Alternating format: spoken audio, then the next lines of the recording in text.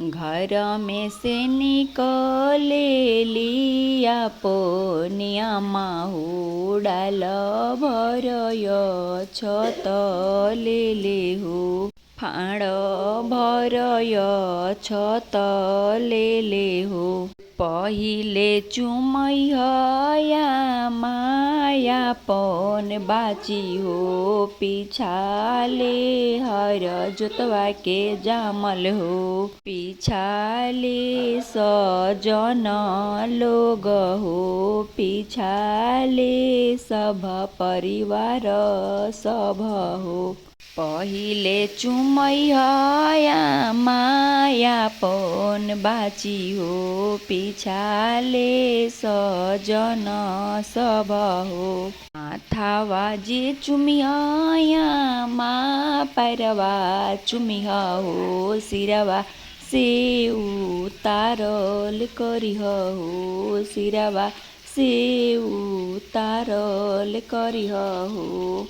चुमिया उमिया माया आशीर्वाद दिह हो जिय बचिया लाख बरिस हो जिय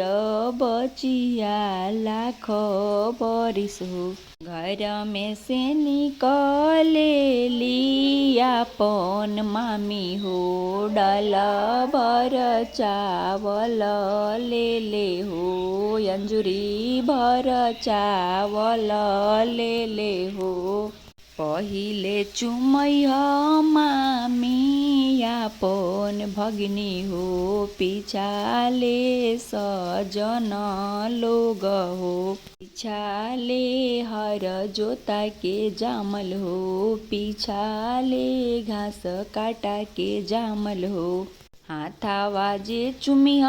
मामी गोड़ावा चुमिह हो सिरवा पर आशीर्वाद दिह हो सिरवा पर आशीर्वाद दिह हो जिय बचिया लाख बरिस हो लिय बचिया लाख बरिस हो सिरावा चुमिया भाभी देली आशीर्वाद हो जिया ननद लाख बरिस हो जुगे जुगे तोहर हतवा